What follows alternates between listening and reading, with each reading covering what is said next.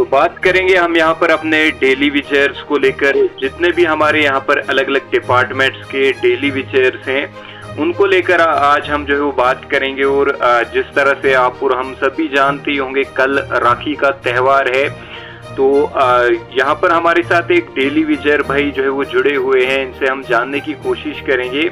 तो भाई जिस तरह से आज सॉरी आपका कल जो है वो राखी का त्यौहार है, तो कल क्या आप राखी का त्यौहार जो है वो सेलिब्रेट करोगे या जो है वो आप फिर से सड़कों पर हमें देखने को मिलोगे? सबसे पहले आपके चैनल का शुक्रिया मुनीर जी। तो जैसे आपने बात की राखी के त्यौहार की जी, तो मैं बात करना चाहूँगा कि हमारा हर एक त्यौहार जो है जी, वो फीका जाता है जी, चाहे वो राखी हो, चाहे वो जन्माष्टमी हो, जी, चाहे वो दिवाली हो, चाहे वो होली हो, चाहे वो ईद हो, चाहे गुरपुरब हो। जितने भी त्योहार हैं जी, जी, हम डेली बेसिस के लिए वो त्योहार सारे के सारे बेरंग जाते हैं जी, उन पर हमें कोई खुशी नहीं मिलती जी। और बाकी सरकार की तरफ से एक गिफ्ट भी 200 रुपये जो है वो गैस सिलेंडर में रिड्यूस किए गए हैं, तो इसको आप किस तरह से देखते हो? सर ये जग जाहिर है कि ये इलेक्शन की तैयारियां हो रही हैं जी, और इन्होंने 200 रुपये कम करके कोई एहसान नहीं किया जी, अब 800 रुपया बढ़ाया भी इसी गवर्नमेंट ने था जी, तो उसमें से 200 कम कर दिया। कौन सा एहसान कर दिया? जी, मजा तो तब है जब इन्होंने सत्ता संभाली थी। जी, जी, जो सिलेंडर के रेट उस टाइम पे थे उससे सस्ता करके बताएं, फिर हम कहेंगे ये सरकार ने कहा। जी, जी। और बाकी आपको जिस तरह से 9,000 सैलरी दी जाती है, क्या ये आपके लिए एनफ है? क्या 9,000 से आपका गुजारा हो पाता है?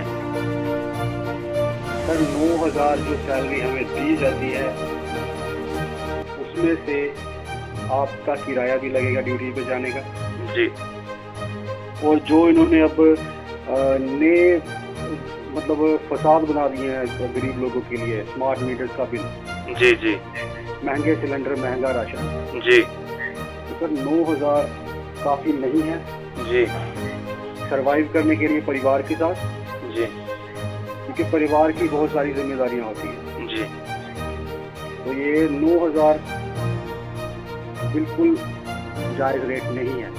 एनफ नहीं, यानी आपके लिए एनफ नहीं है ये इनफ नहीं। जी। और बाकी भाई आप बताएं कि जिस तरह से यहाँ पर सरकार द्वारा जो है वो गैस सिलेंडर में जो है वो अब रिड्यूस ये जो है वो 200 रुपये रिड्यूस कर दिए गए हैं, तो क्या आपको लगता है कि आपके हित में भी यहाँ पर फैसला आएगा? सर अगर ये इलेक्शन ट्रेंड है जी, तो हो सकता है आने वाले दिनों में हमारे लिए भी कुछ निकले जी, या कोई लॉलीपॉप ही निकले, जी, क्योंकि कोई ना कोई पत्ता तो अभी ये फेंकेंगे जी, जी, अगर ये वोट लेना चाहते हैं तो। जी, क्योंकि इनकी जो मंशा है, इनके जो भी इन्होंने किया वो जनता के सामने आ चुका है, जनता इनके फेवर में अब है नहीं। जी, तो शायद हो सकता है आने वाले दिनों में हमारे लिए भी कुछ गिफ्ट मिले। जी। और बाकी जिस तरह से यहाँ पर ये बताया जा रहा था कि आपकी जो है वो आपको जल्द एलजी मनोज सिन्हा सर के साथ जो है वो आपकी जो है उनकी मुलाकात जो है वो करवाई जाएगी, तो क्या वो पॉसिबल है? जिस तरह से ये बताया जा रहा था कि आपको जो है उनके साथ जो है मिलाया जाएगा, तो उसको लेकर थोड़ा बहुत बता दीजिए।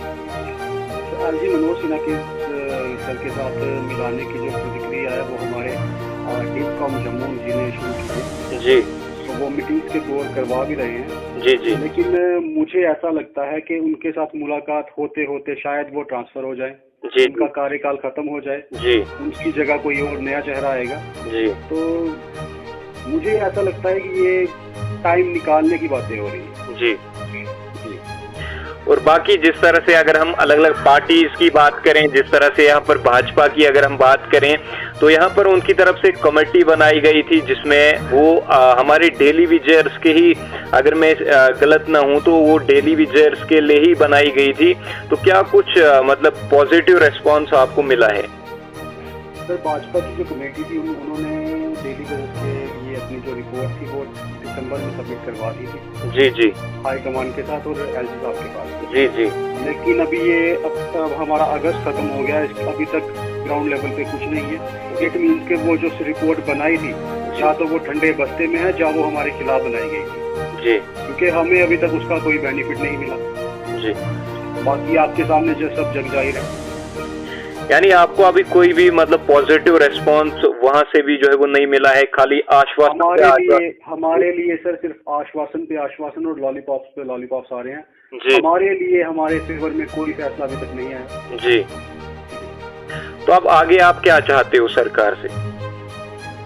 सर सरकार से तो हम यही चाहते हैं कि जो हम इनसे मांग नहीं रहे, हम अपने हक की गुहार लगा रहे हैं। जी जी जो हमारा हक बनता है जी, और जो हमें इन्होंने देना चाहिए। जी। कोर्ट ने कितनी बार इनको कह दिया, लेकिन पता नहीं सी ये कौन सी सरकार है जो किसी की मानती नहीं है। जी।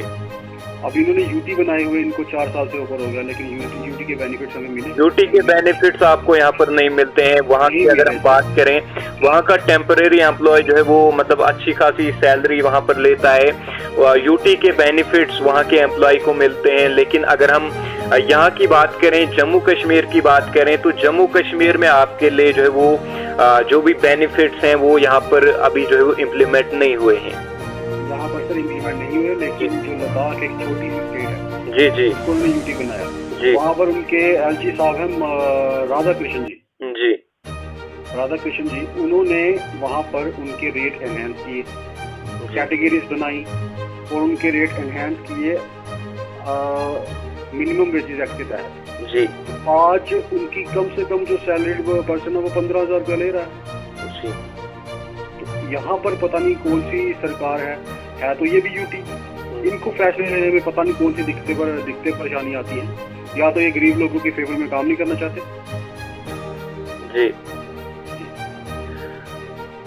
तो बाकी मतलब यहाँ पर जिस तरह से अगर हम मतलब जम्मू कश्मीर की बात करें, ना ही आपको मतलब आपको जो है वो मतलब आपकी सैलरी यहाँ पर बढ़ा दी जाती है, ना ही आपको यूटी के बेनिफिट्स यहाँ पर जो मिलते हैं, और जो मतलब आपकी पेंडिंग वेजेस है वो भी यहाँ पर रिलीज नहीं की जाती है। तो पेंडिंग वेजेस को लेकर आप क्या कुछ कहना चाहोगे? हालांकि वो जो पेंडिंग वेजेस है आपका, वो आपने अर्न किया है, उसे भी यहाँ पर रिलीज नहीं किया जा रहा है, तो उसको लेकर आपका क्या कुछ कहना है? सर पेंडिंग वेजेस को भी लेकर मैं यही कहना चाहूँगा कि ये वो हो गया जैसे पहले जमाने में साहूकार करते थे। जी। आपसे काम करवाया जी, और जब पैसे देने की बारी आई तो आपको धुतकार दिया। ये वो काम हो रहे हैं, तानाशाही वाले काम हो रहे हैं। हमसे काम लिया लेकिन उसके पैसे नहीं दिए।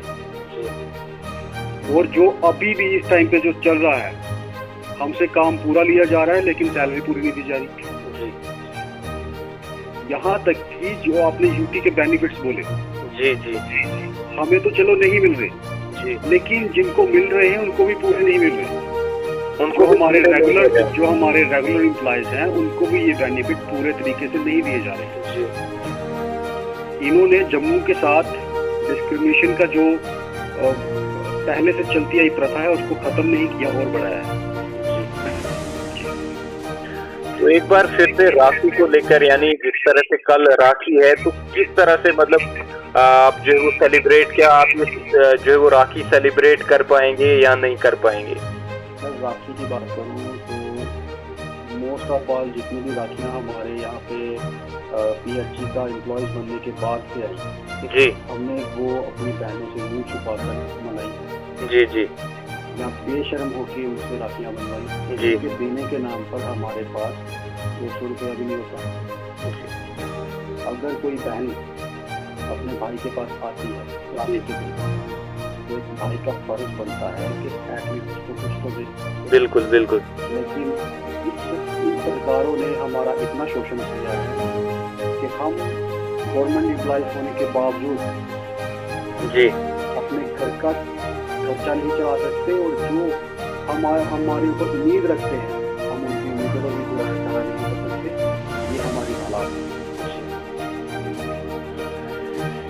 यानी आप चाहते हो कि आपकी जो सैलरी है उसे यहाँ पर रिलीज किया जाए, यानी जो आपकी पेंडिंग वेजेस है, जो आपकी पेंडिंग वेजेस है, यानी जो आपने अर्न किया है उसे यहाँ पर रिलीज किया जाए, और minimum wages act as per Delhi UT, minimum wages act as per Delhi UT, जो यूटी के बेनिफिट्स हैं वो आपको मिलने चाहिए, और जो आपका पेंडिंग वेजेस है वो जो है वो आपको मतलब आपके हवाले किया जाना चाहिए।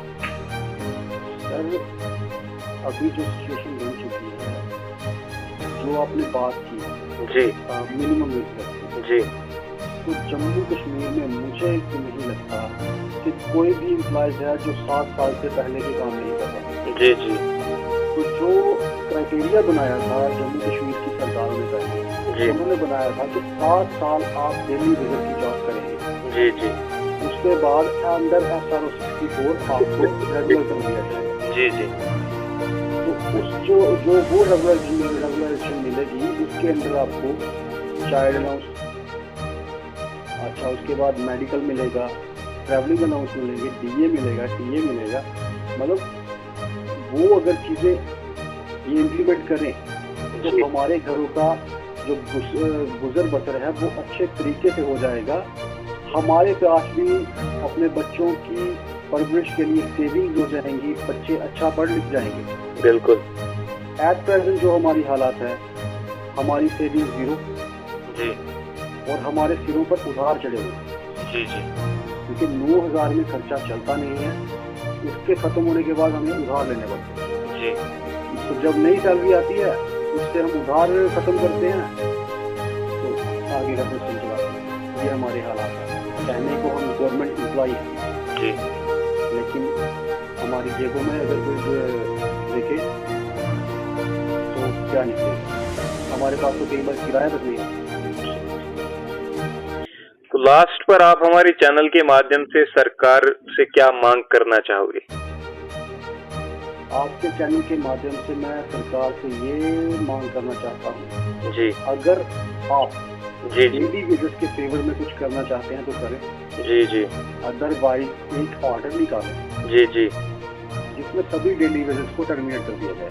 जी, और उस ऑर्डर में ये भी होना चाहिए कि हमारी पेंडिंग वेजेस जी, और इससे जितने साल से हम लगे हैं जी, उतने साल का हमारा PF जी जी, जितना भी बनता है जी, वो जो कि एक रकम जोड़कर जहाँ तक मेरा हिसाब है 20 से 25 लाख बने, जी, तो वो हमें 1-2 में दी जाए। हम खुशी खुशी अपने घर चले जाएंगे। हमें कोई शौक नहीं है बदवा मजदूरी करने का, जी जी, और ना ही हमें ये शौक है कि हम अपनी लाइफ स्पाइल करने के बाद अपने बच्चों का भी भविष्य खराब करें।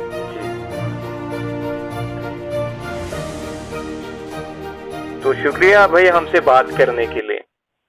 शुक्रिया मुनीर जी। शुक्रिया शुक्रिया।